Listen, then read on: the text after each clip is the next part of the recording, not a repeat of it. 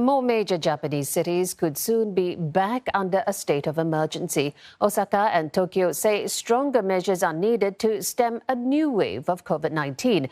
2 weeks of semi-emergency measures have not done enough. Michio Ishida with the details. Osaka's COVID-19 state is in the most serious state.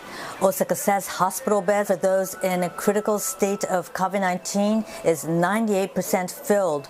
Osaka Governor Hirofumi Yoshimura plans to hold a prefectural task force meeting on Tuesday to formally put in a request to the central government to slap tougher measures.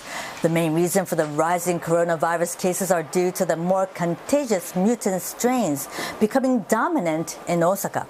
A state of emergency is hoped to stop people movement by shutting down bars, restaurants, department stores, and amusement parks. Hyogo and Tokyo may also follow Osaka's footstep.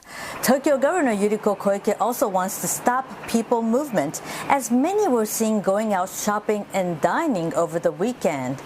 Meanwhile, Tokyo's neighbouring prefectures of Kanagawa, Saitama, and Chiba, Aichi's Nagoya city will be joining Tokyo, Osaka, and Okinawa from Tuesday for a quasi-emergency state. According to Asahi News Network survey, half of those polled think a quasi-emergency measure is not effective. 72% support a state of emergency, which covers the entire prefecture rather than designated cities and can call for shutdown of businesses.